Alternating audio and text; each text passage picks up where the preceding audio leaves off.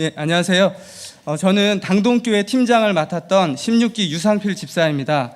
저희 팀은 8개 고성선교 영계 교회 가운데 고성군 당동에 위치한 당동교회를 섬기게 되었는데요.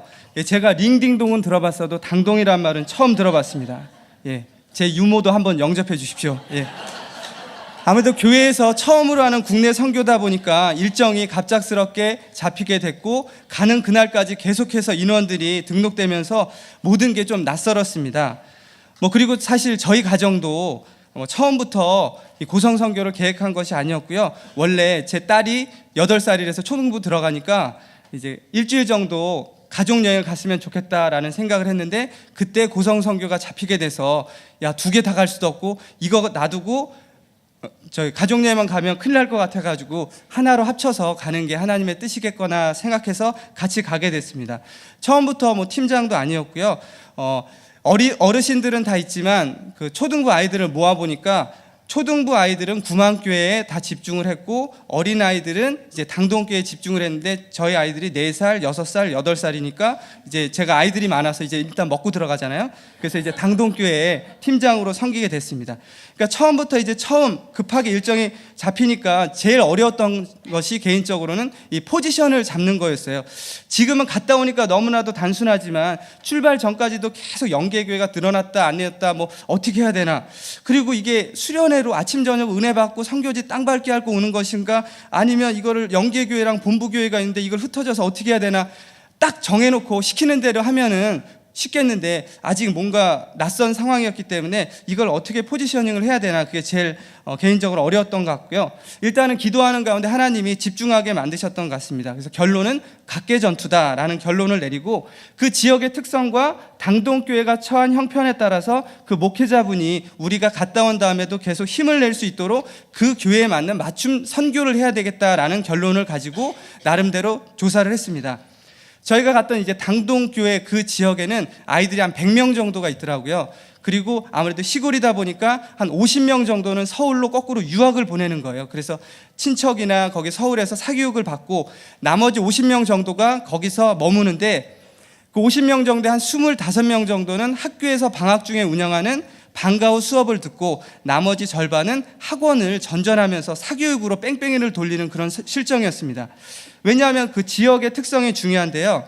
농업도 할 수 있고 어업도 할 수 있고 중공업도 혼재되어 있던 그런 지역의 고성 당동이었습니다. 농사로 치면 이제 시금치 같은 거 다듬어서 10,000원이건 20,000원이던 소일거리를 할 수 있고요. 굴 양식 같은 거를 어업으로 할 수가 있고요. 또 바닷가 가까우니까 STX 조선, 성동 조선, 조선 관련된 그런 협력업체들이 있어서 그런 노는 사람이 없는 거예요. 그런 일들을 할 수가 있습니다.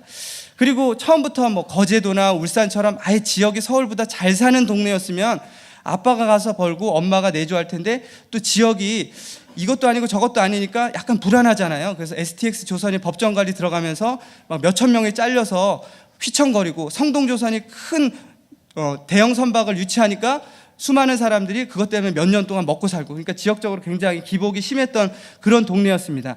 그래서 엄마 아빠들은 다 맞벌이를 하잖아요. 애들을 사교육으로 뺑뺑이를 돌리는데 가서 길거리에서 아이들도 만나보고 학원도 들어가보고 학교 방과 후 수업하는데 선생님이 잠깐 화장실 갔을 때 들어가서 애들한테 물어보기도 하고 또 영어 도서관 이런 데도 들어가 보니까 아이들 동선이 그려지기 시작하더라고요. 그리고 우리가 연계교회랑 미리 1, 2주 전부터 계획을 해서 광고를 해서 이 시간을 비워달라 그러면 아이들을 데려와서 미리 성경학교를 잘할 수 있을 텐데 그런 연계가 할 시간이 없었고 거의 힘들었던 그런 상황이었습니다. 그러니까 중간에 아이들이 계속 뺑뺑이 도는데 보도 듣도 못한 사람들이 가서 빼올 수가 없는 상황이었잖아요. 그래서 광고를 할 수 없어서 어떻게 하나 굉장히 막막했었는데요. 기도하면서 아이들의 동선을 그려보니까 공통점이 딱 하나가 있었어요. 모든 아이들이 학교든 학원이든 도서관이든 다 돈 다음에 마지막으로 신나게 태권도장 가서 놀고 마무리하고 집으로 돌아가는 거예요. 그 중에서도 세평지 아파트 3층에 있었던 용호 태권도장이라는 데가 있는데 거기가 굉장히 관장님이 운영을 워낙 잘하시니까 모든 아이들이 다 거기를 사랑방처럼 하면서 거기서 자기들끼리 교제를 하더라고요. 그러니까 모든 아이들은 다 거기에서 만나는 거예요. 그게 셋이더라고요. 그래서 성경학교를 셋이 해야 되겠다. 제일 좋은 거는 그 영계교회 집사님들이랑 같이 다니면서 아이들을 찾아 나서야 되는데 그게 사실상 힘들었어요. 맞벌이하고 연락이 잘 안 닿고 그러니까 정말 막막한 가운데 길거리, 학원, 도서관 그리고 태권도장을 향해 가서 관장님한테 끝나기 5분 전에 들어가서 저희가 당동교회 봉사활동 왔는데 맛있는 것도 주고 선물도 줍니다. 1분만 광고하고 아이들 데려갈 수 있도록 해주세요. 낯선 사람이 와서 허락 안 해줄 수도 있는 상황이었는데 하시라고 그래서 1분 동안 가서 화살기도 하고 딱 들어갔어요. 그래서 아이들이 몇십 명 이렇게 딱 빤히 쳐다보고 있는데 우리가 이러저러해서 왔다. 맨입으로 안 되잖아요. 그때 마침 주머니에 아이들 좋아하는 요요 선물이 있었어요. 그래서 제가 요요를 잘 못하는데 그 요요를 들고 우리가 이렇게 왔고 이런 선물도 주지 그러면서 요요를 확 했는데 갑자기 그 요요에서 불이 나기 시작하면서 확 하고 손에 탁 잡히는 거예요. 그랬더니 내가 요요만 잡는 게 아니라 아이들 마음도 잡았겠구나라는 생각이 딱 드는 거예요. 이 영적인 손맛이라고 해야 될까요? 그래서 뭔가 딱 오는 거예요. 그래가지고 우리 따라서 같이 가자 그랬더니 관장님도 허락해주고 거기서 너무 멀어가지고 집에 차 태워다 주는 애들 빼놓고 거기 있는 애들이 다 와서 첫날에 29명이 성경 캠프를 하게 됐어요. 그리고 다음 날도 32명이 와서 성공적으로 아주 캠프를 잘했습니다. 저는 이제 찍새만 하면 되니까 찍어다가 갖다 놓으니까 최성일 전도사님이 부지런히 닦아서 너무나도 재밌게 하니까 아이들이 집에 가기가 싫어해가지고 집에 가봐야 썰렁하고 굉장히 우울하잖아요. 그러니까 집에 가기 싫어서 해질녘에 간신히 떼어보냈습니다. 그래서 지금도 그걸 생각하면 감사하기도 하고 한편으로는 약간 씁쓸하기도 하고 그렇습니다. 그리고 다음으로는 이제 어르신 사역이 있는데요.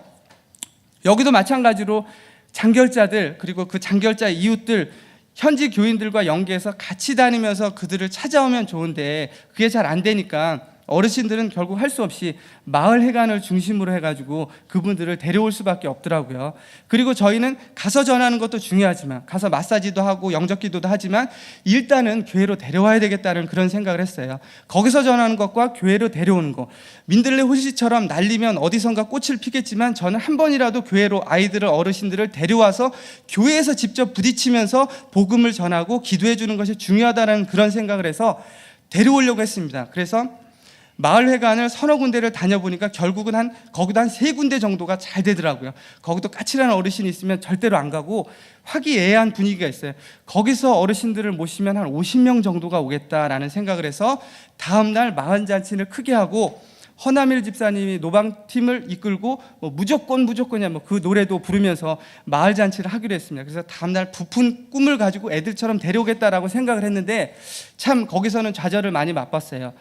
그 전날에는 마치 죽은 자식 살아온 것처럼 눈물을 글썽글썽하며 그렇게 반가워하던 어르신들이 시금치 다듬어가지고 하루에 10,000원이나 20,000원을 이렇게 해가지고 소일거리를 하시거든요. 근데 다듬어 놨는데 그 트럭이 안 온 거예요. 트럭이 안 오는데 저희가 아무리 가자고 해도 귓등으로 들릴 수밖에 없겠죠. 그래서 시금치가 오기 전까지는 교회로 올 수가 없어서 결국 마을잔치는 20명밖에 모시지를 못했습니다. 그리고 모든 행사가 다 끝난 다음에 참 인간적으로 좀 섭섭하지만 그래도 다 행사가 끝나고 시금치 차가 다 끝난 다음에 저희 행사도 마치고 그 버섯 양말을 선물로 준비를 했거든요. 그걸 가지고 다시 마을 회관으로 갔더니 그제서야 다시금 죽은 자식 살아온 것처럼 저희를 영접을 하시더라고요. 그 시금치가 걷기 전에는 언제 받냐는 식이더니 다시 갔더니 그래서 이제 버섯 양말도 다시 선물로 줘서 그리고 다시 눈물도 글썽글썽 해가지고 이게 악어의 눈물인가 그런 생각도 많이 들고 그래서 그렇게 어르신 사역을 잘 마치게 됐고 모든 것을 참 은혜 가운데 마치게 됐습니다. 그리고 마지막으로 선교를 마치고 느낀 점은 나도 중요하지만 하나님의 계획이 정말 중요하다는 그런 생각이 들었어요. 하나님의 작정하시고 역사하실 그 장소에 나는 다만 순종하면서 자리를 잡고 있으면 하나님이 보여주시고 알려주시고 할 말도 마음속에 들려주시는 것처럼 이렇게 해라, 저기 보이네, 가서 낚어, 그런 식으로 신비주의 같나요? 그래서 이렇게 하시는 거예요. 그래서 나만 그 자리에 가서 쓰임받으면 되는구나. 직책이 저를 만들어가지고 그런 일들을 하는 것 같아요. 저는 전형적인 A형 남자이기 때문에 이런 걸 잘 할 줄 모르거든요. 근데 하나님이 그렇게 해주신 것 같습니다. 그리고 선교 가기 전에는 5만 가지 생각이 다 났죠. 저희 아이들이 3명인데 그 애들 데리고 어떻게 깨워가지고 어디서 씻고 재우고 또 가서 그 많은 일들을 어떻게 하냐, 어디서 자냐, 뭐 음식은 마을 잔치는 누가 하냐 그런 거 많이 생각해봐야 꼬리에 꼬리를 물고 걱정으로 마무리되는데 일단 가면 하나님이 보내주신 사람으로 아주 훈훈하게 마무리가 잘 되었습니다. 다만 그 자리에 가면 하나님의 은혜로 우리를 부르시고 우리가 쓰임받게 해주신다, 그런 것을 느꼈습니다. 그래서 만약에 제가 여행만 갔다면 굉장히 씁쓸했을 거예요. 제가 끝나고 마저 이틀 정도를 더 그 지역에 머물면서 포항 영일만에 가서 그 영일만 바다가 바로 앞에 보이는 펜션에서도 묵어보고, 죽도시장이 되게 유명하더라고요. 꼭 한번 가보세요. 갔더니 정말 회가 싸고 맛있고 너무 넘쳐나더라고요. 죽도시장에서 진짜 죽도록 먹었는데, 근데도 마음 한켠엔 굉장히 섭섭해서 허전하더라고요. 내가 여행만 갔으면 이랬을 텐데 하나님이 둘 다를 채워주셔서 아주 풍족한 가족여행과 선교가 되었구나, 그렇게 생각했습니다. 그래서 모든 것을 은혜로 잘 마쳤습니다. 예, 이상입니다.